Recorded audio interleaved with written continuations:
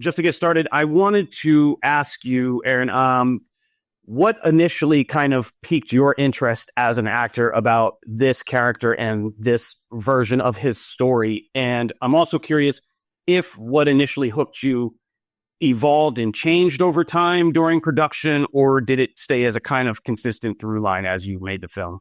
I think its core values were always the same from the beginning, but it's interesting the evolution of what we've put into this story, this film, and this character. I think when you care so much and you've invested so much time, 3 years in development of this character, we've finely tuned and fine dialed in something that we're really super excited about.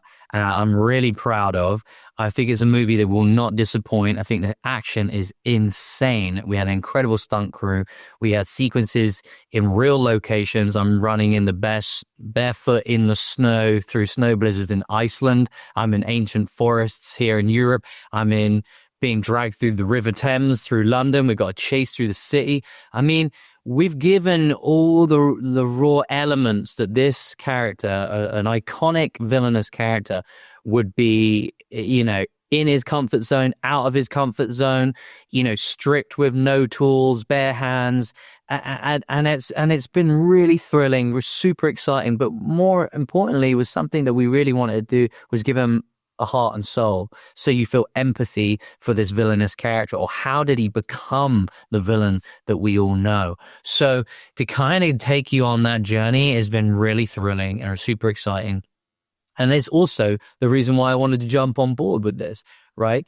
So JC Chandor, who did like A Most Violent Year, has made this authentic, gritty Marvel comic book movie. It's like, you know, it's great to make this an R action, because I think it does justice to the character at hand, right? And I think that's what we're excited to share. You know, you take on these roles with responsibility, and you know, I looked at this character on the comic book and thought, okay, you know, I need to convince the audience and the fans that that this character, we can bring him to life, you know, and the aesthetic of this guy. I mean, I trained so hard. I was 200 pounds of lean muscle. You know, my arms were big, my stomach was on show. Like, there was a look we wanted to go for, and then we wanted to just give him some raw depth and complexity. So yeah, all of those were challenges that I wanted to do.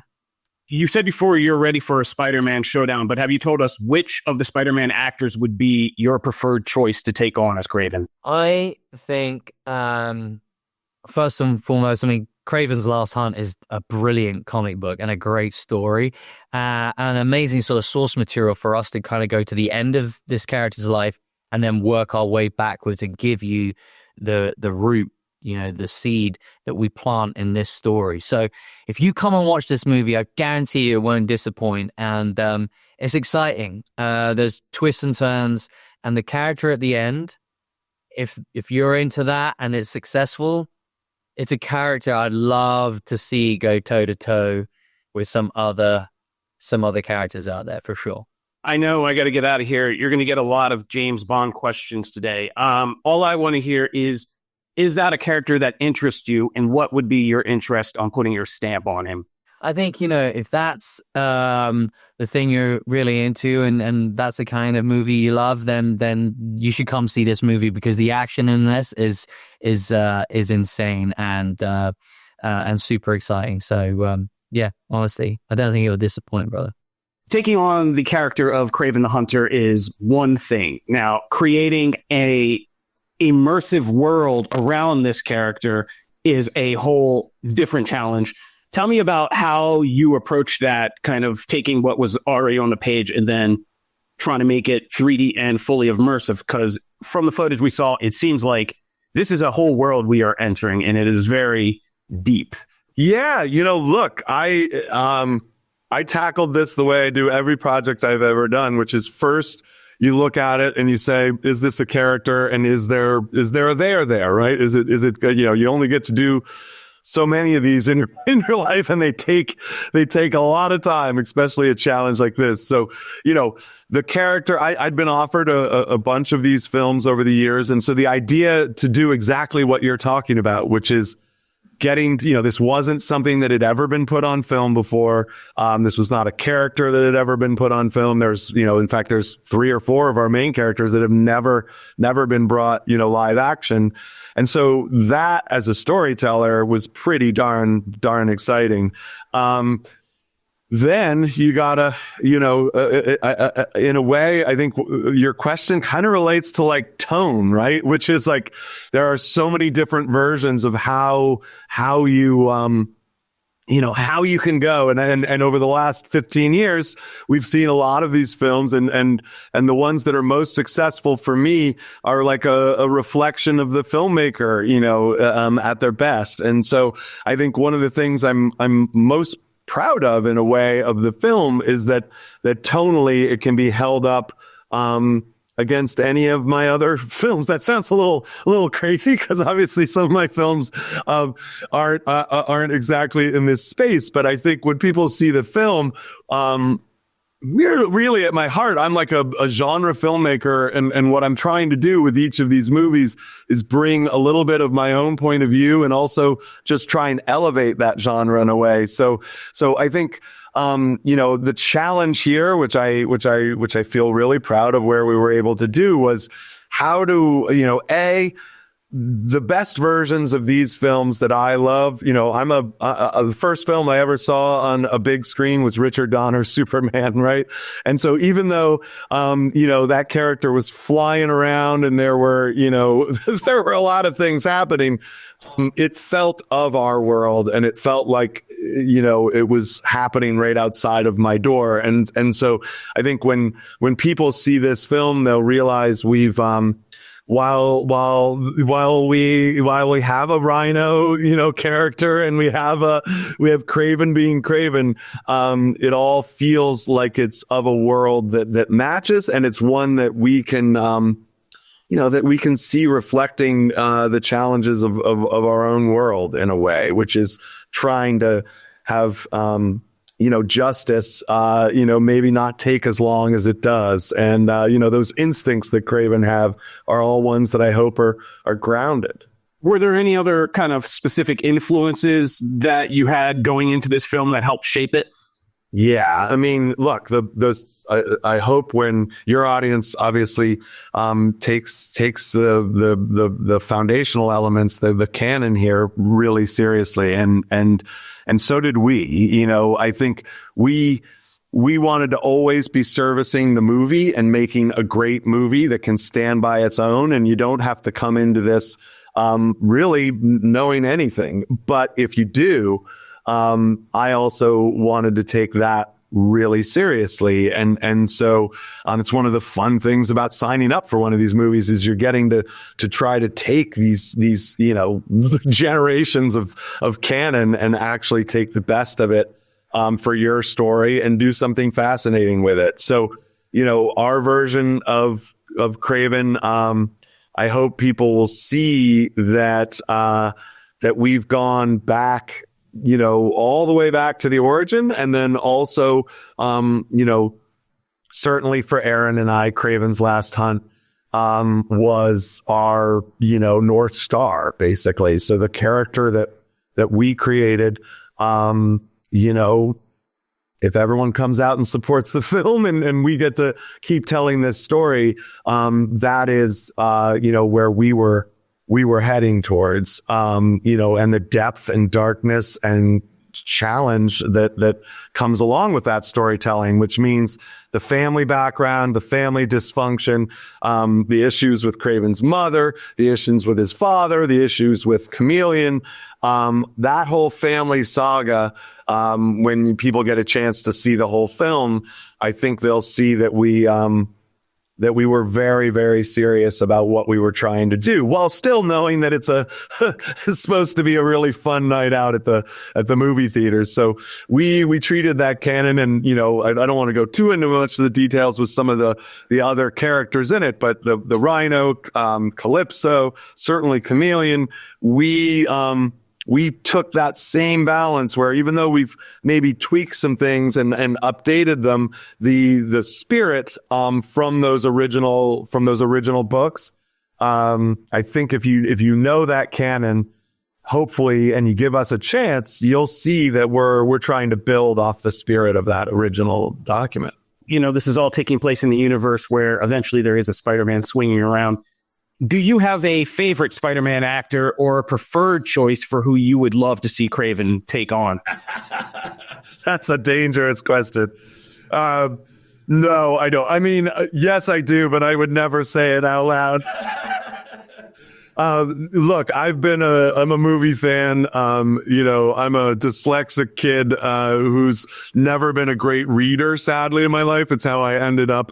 I can read the news, but any longer form reading, my brain doesn't work that well that way. So, I come into the comics since I literally was, 5 years old, through the movies. That's how I've always, been able to channel comics. So, I certainly have seen all of those films, and quite frankly, for me,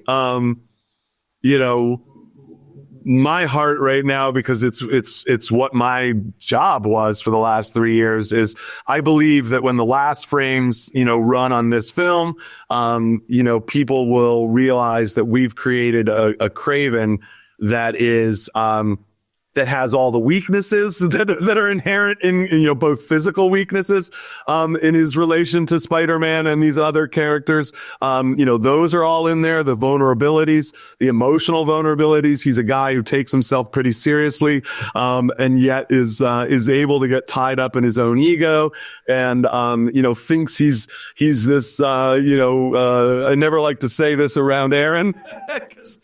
But, he is this character who takes himself very seriously and really believes he's one of the greatest hunters in the world.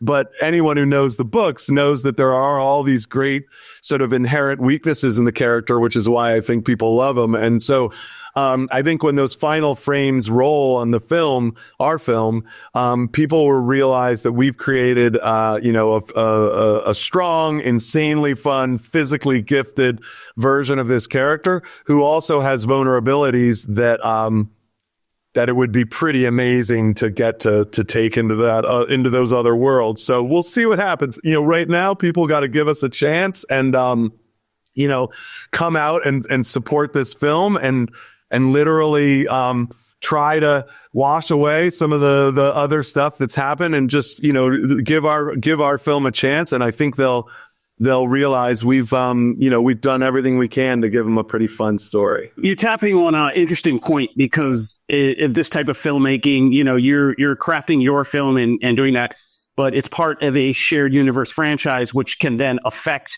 what's happening with your film totally independent of you.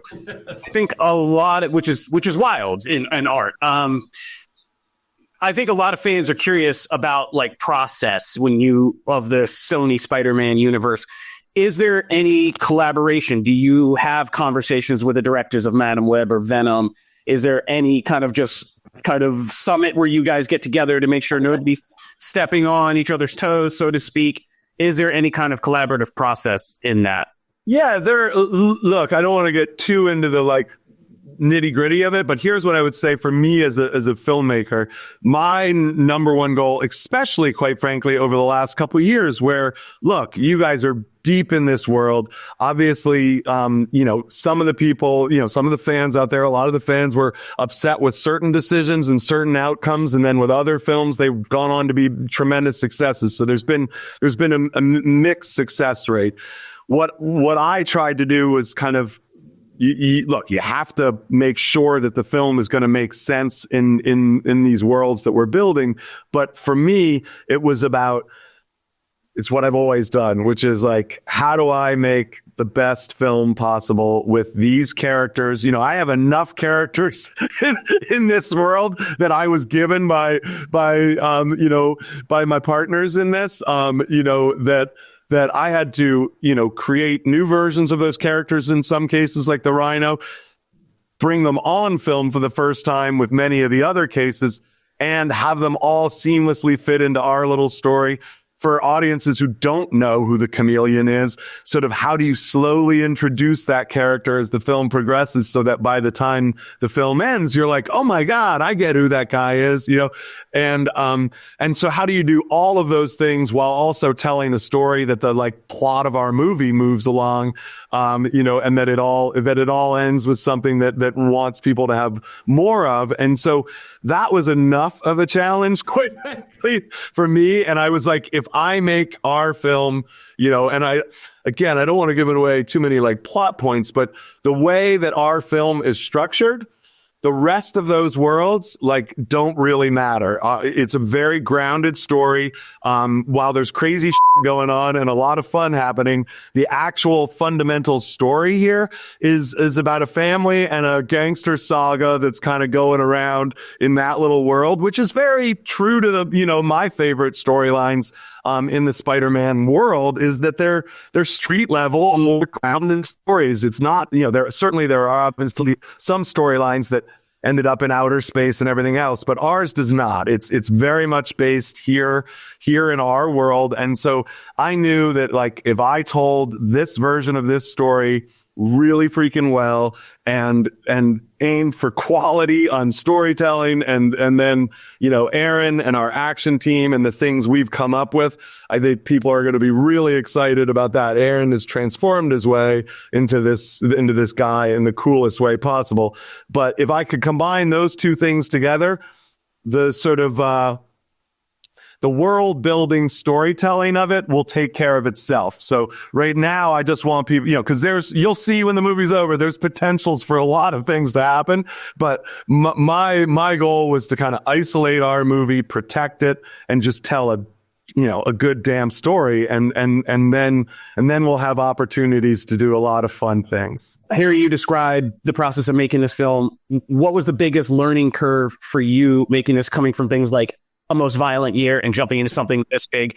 And afterward, do you think you still would love to do more of these size productions or these big kind of franchise universes, which is whether it's something to follow this film or some other Marvel, DC, Star Wars, the usual suspects? Yeah.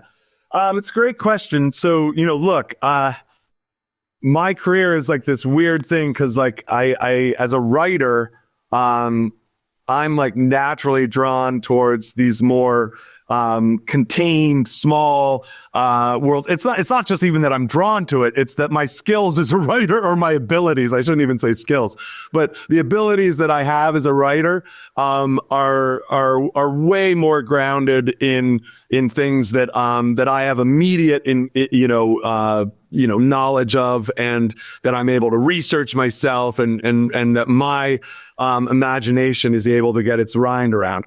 As a director and as a filmmaker, technically, my interests are like, are very broad. And I love the challenge of overseeing, a massive undertaking like this and all the different department heads and bringing together all these insanely talented people from, the stunt team on this and the visual effects team and the executives that are helping us steer the thing, and then the actors and all of us actually making the movie. And then on the movie like this, the editorial, we literally, have edited this movie longer, than anything I've ever done. And it's because it was such a complex bunch of different stories that I wanted to be able to hold up against any other movie I've ever done, that it just sat there with the other ones comfortably and seemed like it was made by the same guy. And so, I'm caught between those two worlds, as a filmmaker, but it's pretty fun. And so I absolutely,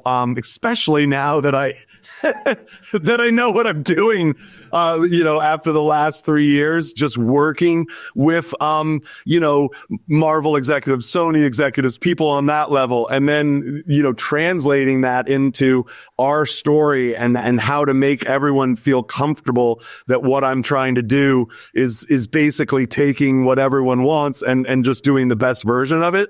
So just managing all of those different disparate things, I think I've gotten, so much better at and learned so much through this process. And really because of the strikes last year, I was able to learn even more and just continue to try and make the film better and better. So, I'd love to keep telling, stories on this standpoint. I will say the next thing I'm going to do is going to be very small.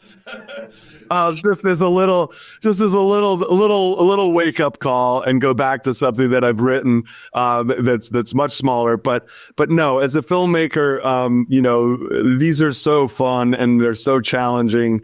And then when you get to see it, all wrapped up and have the reach that these movies do and have your storytelling go out to the world, it's a pretty cool opportunity. Also, I've learned so much. I got to use it now. So we'll see. Can't wait for people to get a chance to see it.